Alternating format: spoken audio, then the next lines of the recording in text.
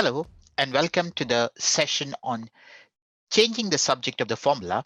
And this time we'll deal with advanced formulae. The things that we are going to learn in this session is all about the same thing that we learned earlier, but this time the situations would involve more complicated equations or complicated formulae. Something like having more than one variables on the same side of equal to sign, the subject being a part of a power like a square or a cube, the subject being on both sides of the equal to sign, and subject being a part of fraction, especially when it is a part of both numerator and denominator. So in this session, we'll learn how do we make that subject despite all these complications, right? So let's get started. Just a reminder before we begin, what is the subject of a formula? Do you remember? Subject is having a letter on its own on one side of the equal to sign. So if a formula consists of more than one variables, then to make a particular variable a subject, you need to bring it to one side of the equal to sign on its own. Nothing else should be that on that side of the formula. For example, if I have this equation, y equals to x minus 3, as you can see, y is on its own on the left hand side of the equal to sign. So y is the subject of the formula. Likewise, in the equation E equals to mc squared, you know that E is on its own on the left hand side of the equation. So that is the subject of that formula, right? With that reminder, let's now begin with complicated formula. 2x plus 3y equals to 5. And we have both situations. Okay, in one case, we need to make x the subject of the formula. And in the other case, we need to make y the subject of the formula. As you can see, both x and y are on the same side of equal to sign as of now. So let's begin then. First, let's try and make x the subject of the formula. So as I said, as a thumb rule, if I need a particular variable to be the subject of the formula, I'll first highlight that variable so that I know I need to keep that variable on one side of the equal to sign and transfer everything else on the other side. For example, in this case, I can see that we have 3y on the same side of equal to sign as the subject, the potential subject that we are going to make x, right? So first step is to transfer 3y on the right hand side. The inverse operation of a plus 3y is minus 3y. So I'll subtract 3y from both sides. So on the left hand side, a plus 3y and a minus 3y is 0. So I'm left with only 2x. Whereas on the right hand side, I'm left with 5 minus 3y. Correct? So now I can see that x is only one term on the left hand side, but it is attached to a 2. So I need to get rid of the 2. As of now, 2 is multiplied to x. So the inverse of multiplication is division. So I need to divide both sides by 2. If I do that, on the left hand side, we'll have 2 divided by 2, which is 1, which means x will be on its own now because it's 1x. And on the right hand side, we have 5 minus 3y divided by 2. So there you go. X is now the subject of the formula, right? X equals to 5 minus 3y over 2. Now, let's take the same equation again, and this time try and make y the subject of the formula. So once again, let's begin by highlighting y, and I had to ensure that except y, everything else should have gone onto the other side of the equal to sign. So first, let's transfer the 2x onto the other side. So right now, we have a plus 2x on the left-hand side of the equal to sign. To transfer that, we need to inverse the operation. So plus 2x, inverse of that is minus 2x. So I'll subtract 2x from both sides of the equation. So we'll be left with 3y on the left-hand side, as plus 2x and minus 2x makes it 0. So the only thing that remains on the left-hand side is 3y. And on the right-hand side, we have 5 minus 2x. Now, we're almost there. Y is attached to 3, which is getting multiplied to y, right? 3 times y is 3y. So the inverse of multiplication is division. So I need to divide both sides by 3. By doing so, the left-hand side will be entirely y because 3 divided by 3 is 1. So we have 1y. And on the right hand side, we have 5 minus 2x divided by 3. There you go. We have now made y the subject of the formula. So as you can see, we started with the same equation, 2x plus 3y equals to 5. But then in one case, we made x the subject of the formula. So we expressed everything in terms of x equals to something. And in the other case, we made y the subject of the formula. So y equals to something, right? Okay, let's look at the next equation. So this time it is similar to that, except that similar to the previous one which we did, except that we have a fraction on the left hand side. Okay, so how to deal with a fraction? So first of all, okay, let's understand that 5x doesn't have a denominator. Does it mean it doesn't have a denominator? No, every number has a denominator. Even whole numbers have denominators.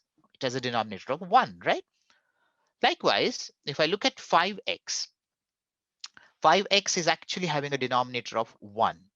So I can write the same equation in the form 5x divided by 1 plus y divided by 3 equals to 2. Now, when can we add two fractions? This is basics of fractions now. We can only add two fractions if their denominators are same. So your next step would be to make 5x with a denominator of 3. For that, I need to multiply and divide the numerators uh, of the fraction and denominator of the fraction by 3. In doing so, we'll get 15x over 3. And on after the plus sign, we have a y divided by 3, okay, equals to 2. So all we did was we just made the denominators of the two fractions equal so that we can conveniently add the two fractions. So now that both the fractions have a denominator of 3, we can easily add the numerators. So we have 15x plus y divided by 3 equals to 2. Okay, these are the basics of fractions. Okay, no rocket science here. Now, this is something similar to the previous example. So let's try and transfer the 3 onto the other side. Now, as you can see, 15x plus y entirely is divided by 3. So the inverse of division is multiplication. So you multiply both sides by 3. So on the left hand side, we have 3 divided by 3, which is 1. So we are left with only 15x plus y. And on the right hand side, we have 2 times 3, which is 6. So we are now left with 15x plus y equals to 6. Now, incidentally, we have got it into a form which is like the previous example. Remember, we had an x and a y both on the same sides of equal to sign. So it's similar to the previous example. And from here on, we can easily make one of them the subject of the formula. So if I want to make x the subject of the formula, we know that we need to first transfer y on the other side. So we'll get 6 minus y and then divide by 15. So x will be equal to 6 minus y divided by 15. Likewise, if we want to make y the subject of the formula, we need to first transfer or shift 15x onto the other side. So that makes it 6 minus 15x. And since y is not attached to any coefficient, that itself will be sufficient, which means we'll end up getting y equals to 6 minus 15x. So there you go. We made x the subject of the formula in the first instance, and then we made y the subject of the formula. Right. Now let's look at this fractions. Now, as you can see, both of them have denominators, but they are different denominators. So 2x divided by 3 plus y divided by 5 equals to 4. So now let's follow the same basic principles of fraction addition. We need to first make the denominators of both fractions equal. For that, we need to multiply the first fraction by 5, okay, numerator and denominator both, and multiply the second fraction by 3, right? Because only then we can make the denominators equal, because right now it's 3 and 5. The LCM of 3 and 5 is 15. So I need to somehow make the denominators 15 for both of them, right? So I multiply the first fraction by 5 and the second fraction by 3. So what we'll end up getting is 5 times 2x, which is 10x, right? 10x over 15 as the first fraction. And in the second case, we have 3 times y, which is 3y over 15 as the second fraction. So 10x over 15 plus 3y over 15 equals to 4. And now that the denominators of both fractions are the same, we can easily add the numerators, okay, keeping the denominator same. So the next step would be to simplify that, which is 10x plus 3y divided by 15 equals to 4. Since 15 divides both 10x and 3y, we'll then multiply both sides of the equation by 15 so that we can get rid of the 15 on the left hand side, right? Because 15 divided by 15 is 1 and 4 times 15 is 60. So the next step is to write 10x plus 3y equals to 60. Now, once again, we have this one in the same form as the previous two examples, x and y on the same side of equal to sign, correct?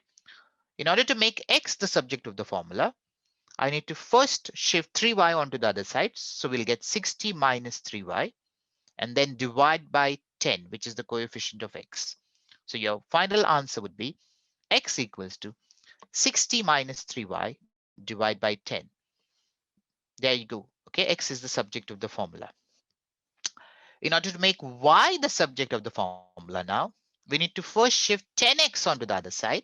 So we'll have 60 minus 10x and then divide by 3 because 3 is the coefficient which y is getting multiplied to. So your final answer will be y equals to 60 minus 10x divided by 3. There you go. Y is the subject of the formula now. Well, let's now complicate the situation a little. Okay, so the equation is y equals to z plus wx squared, and you need to make x the subject of the formula. So this time, the potential subject is a part of a power, right? It's squared. So how do we deal with it? Okay, simple. First, let us highlight what we need to make the subject. Okay, in this case, we need to make x the subject. So we'll have to highlight x and ensure that x stays on that side and everything else get transferred onto the other side. The first step is then to shift the z onto the left hand side, right? Because we have a plus z on the right hand side. So we shift z on the left hand side. The inverse of plus is minus. In doing so, the right hand side, z minus z is 0. So we are only left with wx squared on the right hand side. And on the left hand side, we have y minus z. Now w is getting multiplied to x squared. So the next logical step would be inverse of multiplication, which is division. So you divide both sides by w. So on the right hand side, we have w divided by w, which is 1. So we are entirely left with x squared as of now. And on the left hand side, we have y minus z divided by w. So x squared equals to y minus z divided by w. Now, mind you, we have still not made x the subject of the formula because right now we have x squared as the subject of the formula, but we still have to make x the subject of the formula. But obviously, the inverse of square is square root. So the best thing to do would be to take square root on both sides so that I'm left with only x on one side of the equation. And on the other side, we have square root of y minus z divided by w. And there you go. We have made x the subject of the formula. Right? So even if the equation is a little complicated and x is a part of the power, okay, all you need to do is transfer everything onto the other side of the equal to sign and then take the required root. In this case, the square root. Okay, now what if x appears on either side of the equal to sign? So the equation is x equals to m plus kx, and we need to make x the subject of the formula. Now, because x is on both sides of the equal to sign, the first step is to collect x and bring it to the same side. For that, we'll first transfer the kx onto the left so that the x terms, okay, both the x terms are on the same side of equal to sign. So currently it is plus kx. So the first step would be to subtract kx from both sides. In doing so, we'll be left with only m on the right hand side because plus kx and minus kx is 0. So we'll be left with only m on the right hand side. And on the left hand side, we have x minus kx. So incidentally, as you can see, both the terms involving x are now on the same side of the equal to sign. So the next logical step would be on the left hand side, I take x common because x is common to both the terms. So I take x common. In doing so, I'll have a bracket of 1 minus k. Right? If I take x common, we are left with bracket 1 minus k. And the right hand side always had a m. Now, remember, x is getting multiplied to 1 minus k. So to bring x on its own on the left hand side, I need to inverse multiplication, which is division. So I like to divide both sides by 1 minus k. And there you go. On the left hand side, we have 1 minus k divided by 1 minus k, which is 1. So x would be on its own. And on the right hand side, we have m divided by 1 minus k. And there you go. So x is now the subject of the formula because x is on its own on the left hand side. So the final answer is x equals to m divided by 1 minus k. How about this now? In this case, we have fractions on both sides, but x is a part of both numerator and denominator of the fraction. Let's see how we can resolve this. So now the first step is to get rid of the denominator from both sides, right? So first, let us get rid of the denominator on the right hand side, which is q. Because the denominators are getting divided, the logical step inverse of division is multiplication. So I'll multiply both sides of the equation by q. In doing so, the right hand side will be q divided by q, which is 1. So you're only left with p on the right hand side. And on the left hand side, we have qx divided by x plus c. Because q multiplied by x, right? It will be multiplied to the numerator of the fraction on the left. So you'll get qx. Right. Now let us get rid of the denominator on the left hand side because in the left hand side we have a denominator x plus c. So once again, let's use the same operation. Because x plus c is getting divided on the left, right? It is dividing the quantity. We'll have to inverse that by multiplying by x plus c on both sides. In doing so, on the left hand side, we have x plus c divided by x plus c, which is 1. So we are only left with qx. And on the right hand side, we have p brackets x plus because we have p multiplied by the brackets x plus c, right? Now, if I expand that bracket, I'll be left with px plus pc on the right hand side, as you can see. So as of now, this is where it stands. The equation is qx equals to px plus pc. Remember, now this is similar to the example that we just solved. Okay, we have x on both sides of the equation, and we need to make x the subject of the formula. So the first logical step would be to get both terms involving x on the same side of the equal to sign. So what I'll do is I'll get px onto the left hand side of equal to sign. The operation that will bring that is minus px on both sides. Okay, I subtract px on both sides of the equation. What that does is on the right hand side, px minus px will be 0. So I'm only left with pc as the term. And on the left hand side, we are left with qx minus px. Now, both the terms involving x are on the same side of equal to sign, that is left hand side.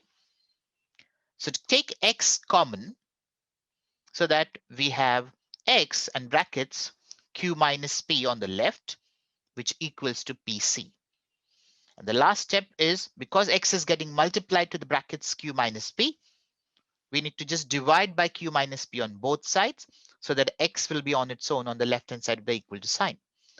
So divide by q minus p. Q minus p divided by q minus p will be 1 on the left hand side. So 1x is x. And on the right hand side, we have pc divided by q minus p.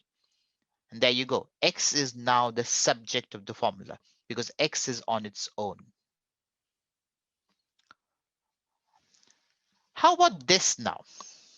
We need to make x the subject of the formula. formula, but x is a part of the denominator and all of them are fractions. So 1 over x plus 1 over y equals to 1 over z. Now, how do we extract x from this particular equation? Well, the first step obviously is to highlight x because we need to make x the subject of the formula. So we need to remember that everything apart from x goes on to the right hand side, right? So first step is to transfer the other fraction, which is 1 over y, onto the right hand side. Because 1 over y is getting added onto the left, the inverse of addition is subtraction. So I'll subtract 1 over y on both sides of the equation. What that does is 1 over y minus 1 over y is 0. So I'm only left with 1 over x on the left hand side. And on the right hand side, we have 1 over z minus 1 over y. As you can see, we have 1 over x on the left hand side.